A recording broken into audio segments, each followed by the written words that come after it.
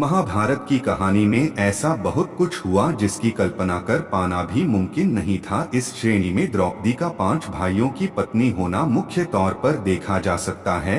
ईर्ष्या, धन संपत्ति का लालच, मानसिक भटकाव, प्रतिशोध की भावना, घमंड और मानसिक द्वंद्व सभी तत्व इस कहानी में मौजूद हैं। महाभारत की कहानी की अलग अलग विद्वान अलग अलग तरह से व्याख्या करते हैं।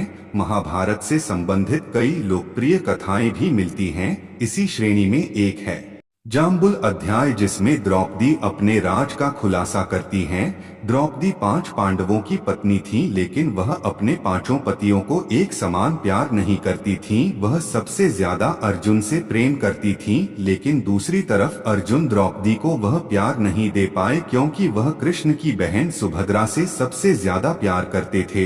एक प्रचलित कथा के मुताबिक पांडवों के निर्वासन के 12वें वर्ष के दौरान द्रौपदी ने एक पेड़ पर पके हुए जामुनों का गुच्छा लटकते देखा। द्रौपदी ने तुरंत ही इसे तोड़ लिया। जैसे ही द्रौपदी ने ऐसा किया, भगवान कृष्ण वहां पहुंच गए। भगवान श्री कृष्ण ने बताया कि इसी फल से एक साधु अपने 12 साल का उपवास तोड़ने वाले थे। द्रौपदी ने फल तोड़ लिया था, जिससे पांडव साधु के कोप का शिकार हो सकते थे। यह सुनकर पांडवों ने श्री कृष्ण से गुहार लगाई। भगवान श्री कृष्ण ने कहा कि इसके लिए पांडवों को पेड़ के नीचे जाकर केवल सच वचन बोलने होंगे। भगवान कृष्ण ने फल को पेड़ के नीचे रख दिया और कहा कि अब हर किसी को अपने सारे राज खोलने होंगे। अगर हर कोई ऐसा करेगा तो फल ऊपर पेड़ पर वापस लग जाएगा और पांडव साधु के प्रकोप से बच जाएंगे। सबसे पहले श्री कृष्ण ने युधिष्ठिर को बुलाया। युधिष्ठिर ने कहा कि दुनिया में सत्य, ईमानदारी, सहिष्णुता का प्रसार होना चाहिए, जबकि बेईमानी और दुष्टता का सर्वनाश होना चाहिए। युधिष्ठिर ने पांडवों के साथ हुए सभी बुरे घटनाक्रमों के लिए द्रौपदी को जिम्मेदार ठहराया। युधिष्ठिर के सत्य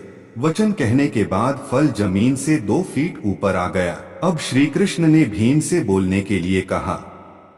साथ ही श्री कृष्ण ने भीम को चेतावनी दी कि अगर तुमने झूठ बोला तो फल जलकर राख हो जाएगा। भीम ने सबके सामने स्वीकार किया कि खाना, लड़ाई, नींद और सेक्स के प्रति उसकी आसक्ति कभी कम नहीं होती है। भीम ने कहा कि वह धृतराष्ट्र के सभी पुत्रों को मार देंगे। युधिष्ठिर के प्रति उसके मन में बहुत श्रद्धा है, लेकिन जो भी उसके गधे का अपमान करेगा वह उसे मृत्यु के घाट उतार देगा। इसके बाद फल 2 फीट और ऊपर चला गया।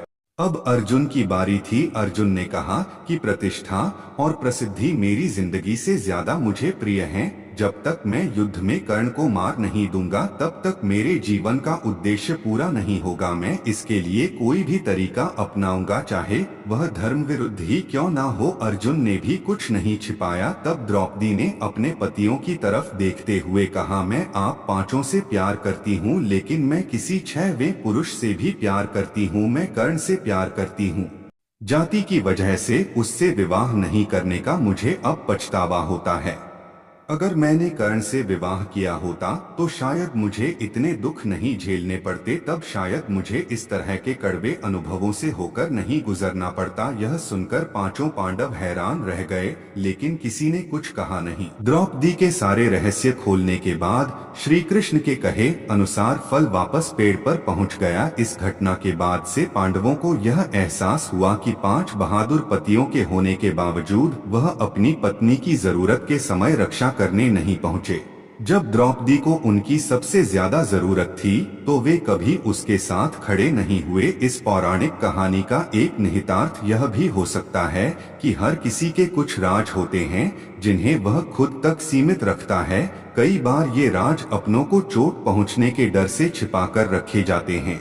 दोस्तों, आज का यह वीडियो आप लोगों को अच्छा लगा हो तो हमारे चैनल को लाइक, शेयर और कमेंट करें, और आप लोग हमारे चैनल पर नए हैं तो सब्सक्राइब जरूर कर ले, ताकि हम अपने चैनल पर जब कभी भी वीडियो अपलोड करूं तो उसका नोटिफिकेशन आप लोगों को मिलता रहे। धन्यवाद।